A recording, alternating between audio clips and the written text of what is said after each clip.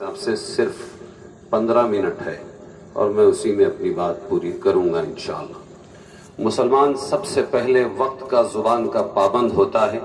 जो कौम वक्त और ज़ुबान की पाबंद हो, अल्लाह मार्केट उसको दे देता है। चूँकि मुसलमान आज इन सिफात से आरी हो गया है, इसलिए मार्केट दूसरे लोगों ने कैप्चर कर लिया है। मौलाना तकी उस्मानी साहब मुद्दजिल्लहु बेंगलोर तशरीफ लाए थे तो फरमाया था, उसका खुलासा पेश कर रहा हूँ। दुनिया ये समझती है कि तरक्की कपड़े उतारने में है और दुनिया के एजुकेशन में है। ये दोनों बात गलत है। अल्लामा इकबाल का कोई शेर था, एहसान करके कोई मुझे पहुँचाए तो शुक्रगुजार होऊंगा। फरमाया उन्होंने भी ये कहा है कि दुनिया की जो कौमें तरक्की पजीर है वो सिर्फ इत्तिबाए मोहम्मद सल्लल्लाहु अलैहि वसल्लम से है। मुसलमान इस चक्कर में अपने कपड़े भी उतार रहा है। कम कपड़े वाले होंगे तो तरक्की याफ्ता हाई सोसाइटी वाले बन जाएंगे। न एजुकेशन से कुछ होता है, न कपड़े उतारने से होता है।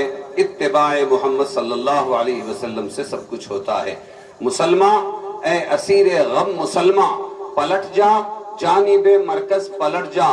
जमाना है कि आगे बढ़ रहा है, तू 1400 बरस पीछे पलट जा। हमारी तरक्की इसी में है। मैं अपने मौजू का सबसे ज्यादा जो इस वक्त थोड़े वक्त में मैं मुस्तहिक समझता हूँ वो हमारे उलमा को। आपके लिए तो बहुत कुछ कहा गया, लेकिन थोड़े से वक्त में मेरी उलमा से गुजारिश है, चूंकि ये बादशाह की हैसियत रखते हैं और अन्नासु अला दीनी मुलूकिहिम, जैसा बादशाह का दीन होगा वैसे ही रियाया का दीन होगा। उलमा अगर इस वक्त अपनी फिक्रें, अपने आप को, अपनी जिम्मेदारी को समझ लें, उम्मत इंशाअल्लाह खुद ब खुद इनके पीछे चलकर कामयाब हो जाएगी। जैसे मदारिस एक बेहतरीन सेंटर, बेहतरीन मरकज है दीन के सीखने का, और उसकी अहमियत अभी मौलाना सिराज साहब ने बता दी कि भाई कौन लोग समझ गए हैं मदारिस की अहमियत को और हम लोग जो है वो गफलत में है। इन मदारिस वालों से मेरी गुजारिश है, थोड़ा अपने तौर और तरीक़ में तब्दीली लाएं। जैसे हमारे इन मदारिस में अब हमारा दस्तूर हिंद भी पढ़ा लेना चाहिए। ये बहुत बड़ी वक्त की ज़रूरत है। और जैसे सियासत की बात आई कि सियासी बेदारी भी हमारे बच्चों में, हमारे मदरसे के तलबा में आनी चाहिए।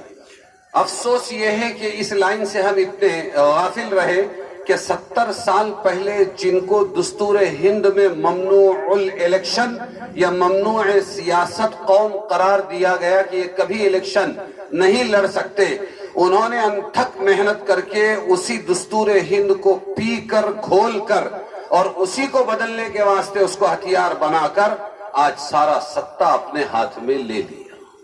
जो ममनूअ सियासत है वो बरसरे इख्तिदार आए तो सोचो कि कैसी मेहनत रही होगी। और जहां पर दस्तूर हिंद में लिखा गया कि मुसलमान और इनके आबा व अजदाद ने इस हिंदुस्तान की आजादी के लिए बड़ी कुर्बानियां दी हैं और ये इलेक्शन लड़ सकते हैं, अफसोस ये है कि वो कौम आज भी नियत नहीं कर सकी है सियासत की, तो ये बरसरे इख्तिदार क्या आएगी। और फिर ये दूसरों को ऊपर भेजती रही ये कौम और नीचे से दरखास्त करती रही, हमें अपने दीन पर चलने दो और हमें अपने कुरान पर चलने दो और हमारे मदारिस चलाने दो। और वो थे कि वो बराबर अपनी छुरी चलाते रहे और बराबर हमारे दीन का मजाक बनाते रहे। किसी जमाने में सुनता था तो इसको अजनबी शेर समझता था, लेकिन इन मौजूदा चंद सालों ने बता दिया कि इकबाल ने सही कहा, मुल्ला को जो है हिंद में सिजदे की इजाजत, नादा ये समझता है कि इस्लाम है आजाद। मुल्ला को जो है हिंद में सिजदे की इजाजत, नादा ये समझता है कि इस्लाम है आजाद। देख लिया सबने कि कितने हमले हुए और उसके बाद हमने कितनी दुहाइयां दी, लेकिन उनसे वफा की उम्मीदें बांधी जिनको वफा ही नहीं मालूम। हमको उनसे वफा की है उम्मीद जो नहीं जानते वफा क्या है। अल्लाह ने इस मुसलमान को गुलाम नहीं बल्कि आका बना के भेजा था। अल्लाह की सरजमीन पर अल्लाह का दीन जिंदा हो, ये इसकी फिक्र थी। सिर्फ दीन पर चलना नहीं بلکہ ساری دنیا میں اللہ کی چلانے کے لیے، قرآن کی چلانے کے لیے اس کو بھیجا گیا تھا۔ آج بھی اگر ہم نے نیت باندھی تو اس دن ہم محفوظ ہوں گے، ہمارا دین محفوظ ہوگا جس دن ہم وہاں پہنچیں گے مسلح پر جہاں ہم نے دوسروں کو بھیجا ہے۔ جن کو اللہ نہیں معلوم ہے وہ مخلوق کا حق کیا ادا کریں گے؟ وہ تو کھیل تماشا کریں گے۔ بات یہی ہے کہ امام صاحب اپنے مسلح سے ہٹ گئے ہیں۔ کون ہٹ گیا ہے؟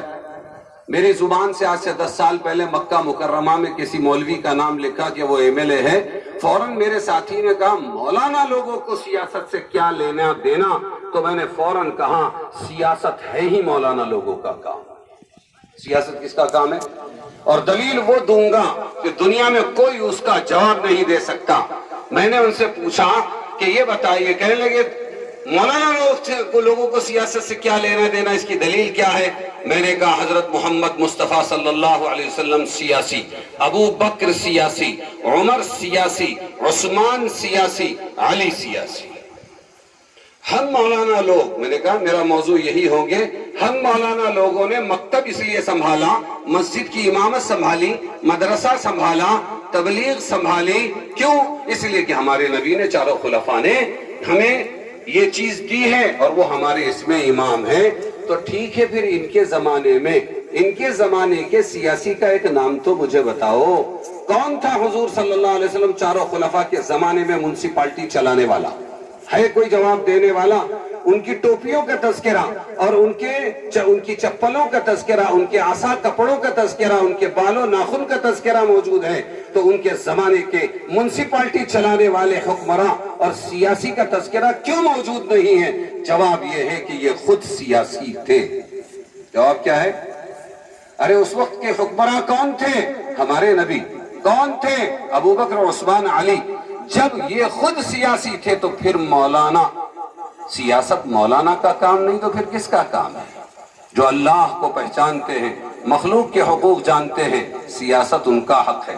ہاں، پولیٹکس اور سیاست میں زمین آسمان کا فرق ہے۔ پولیٹکس ایک یونانی لفظ ہے جس کا مطلب ہے کسی طرح اقتدار کو توڑ مروڑ کے قبضے میں کرنا، پھر اس کے بعد خدمت خلق کرنا، خدمت خلق نہیں کرنا۔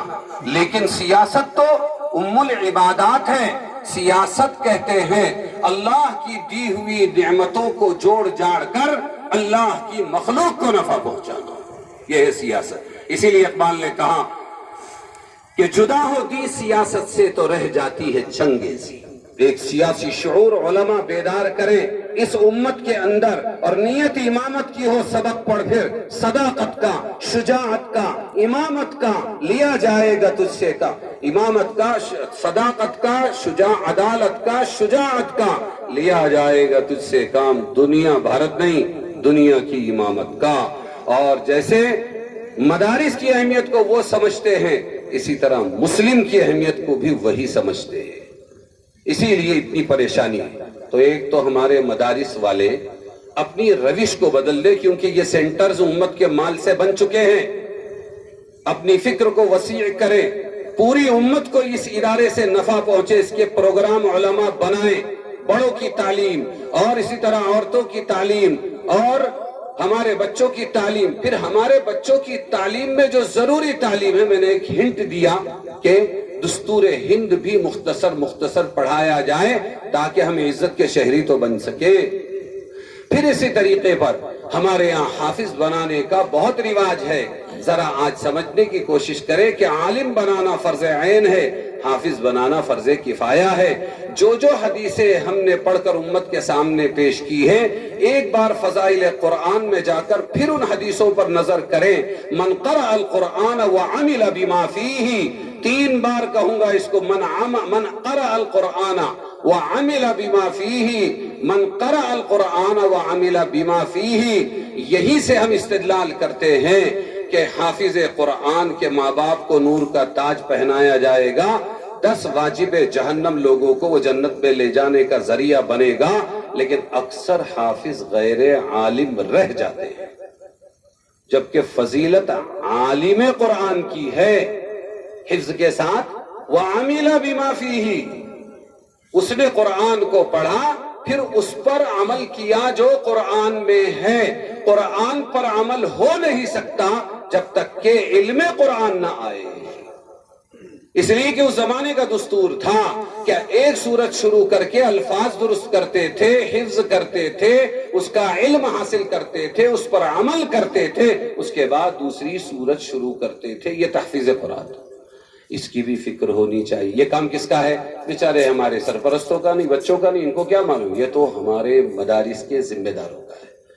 اس کو بہت ہی زیادہ سوچ سمجھ کے کرنا چاہیے، بہت فکر سے کرنا چاہیے. میرا وقت ختم ہوا، میری بات ختم ہوئی. ہم کو سب سے پہلے ہر معاملے میں وقت کی پابندی کرنی چاہیے.